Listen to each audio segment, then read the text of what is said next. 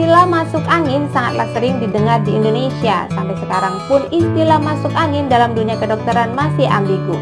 Beberapa orang mengatakan masuk angin adalah gejala flu akibat pergantian musim. Sebagian masyarakat Indonesia percaya bahwa kerokan mampu mengatasi masuk angin, sehingga bisa mengurangi rasa pegal dan nyeri.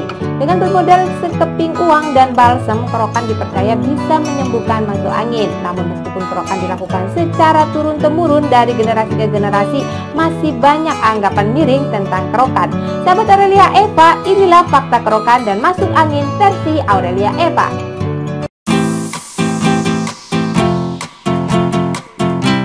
Sahabat Aurelia Eva, fakta kerokan sebenarnya mempraktekkan rumus kimia Albert Einstein, yaitu E sama dengan mc². Gesekan antara dua permukaan benda yang terus-menerus akan memunculkan energi. Artinya tubuh akan mengalami peningkatan suhu apabila digosokkan dengan tangan atau benda lain secara terus-menerus seperti koin. Panas tubuh yang meningkat menyebabkan pelebaran pada pembuluh darah sehingga peredaran darah menjadi lancar dan oksigenisasi darah mengalami peningkatan sehingga mampu mengurangi rasa sakit pada tubuh.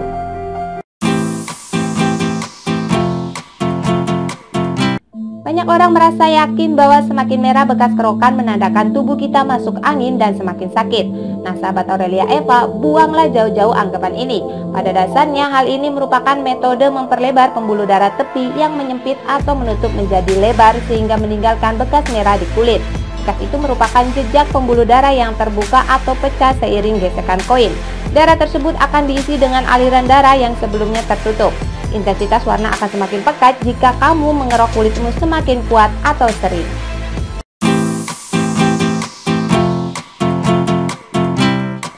Bagian ideal kerokan adalah punggung. Mengapa demikian? Karena punggung adalah pusat saraf terpadu dengan pembuluh darah paling panjang dan menyebar ke seluruh tubuh. Pembuluh darah tepi yang pecah di ujungnya akibat kerokan akan memaksa sekujur pembuluh darah tersebut melebar. Sebaiknya kerokan dilakukan dengan arah miring mengikuti dermaton, yaitu arah syaraf menuju kulit, yaitu di kanan ke kiri tulang punggung.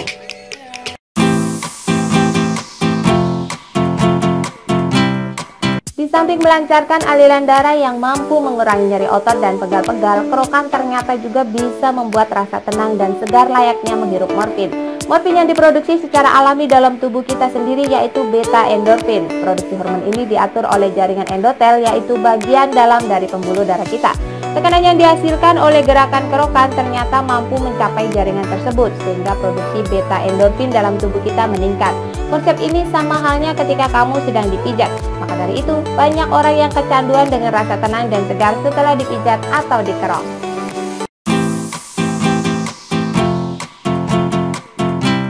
Sahabat Aurelia Eva, kerokan diyakini bisa menghangatkan tubuh, mengurangi pegal-pegal, serta menenangkan. Selain itu, kerokan mampu meningkatkan kekebalan tubuh. Pelebaran pembuluh darah karena kerokan secara tidak langsung memberikan ruang untuk pergerakan sel darah putih yang merupakan zat kekebalan tubuh yang utama. Sel darah putih menjadi reaktif untuk mempertahankan kekebalan tubuh kita ketika ribuan ujung pembuluh darah tepi pecah layaknya terbentur atau dipukul. Pecahnya pembuluh darah tepi itu memicu zat anti peradangan yang disebut cytokines. Ilusi seakan-akan tubuh kita terserang radang dan terluka dalam kerokan itu ternyata memicu peningkatan sistem kekebalan tubuh kita sendiri.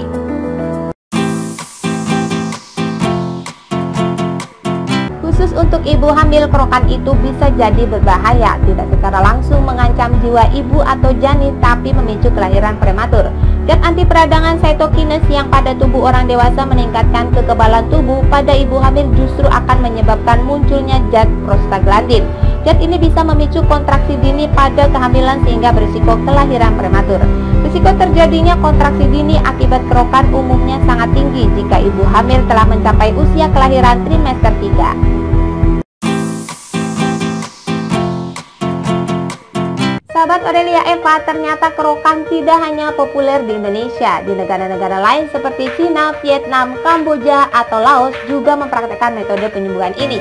Bedanya objek yang digunakan berbeda-beda. Di Cina kerokan disebut puasa yang menggunakan sejenis batu biok dan minyak. Sedangkan di Vietnam disebut dengan Cao Go yang artinya mengusir atau menggeser angin.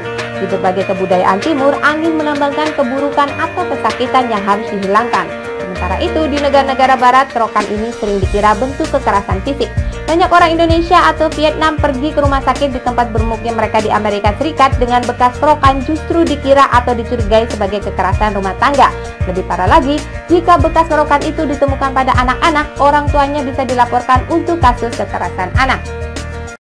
Baiklah sahabat Aurelia Eva, itulah mungkin yang bisa saya sampaikan untuk Anda mengenai 7 fakta kerokan dan masuk angin. Semoga apa yang saya sampaikan dapat bermanfaat untuk Anda. Jangan lupa buat like, comment, share, serta subscribe video saya. Dan tunggu video saya yang berikutnya. Sampai jumpa dan tetap semangat!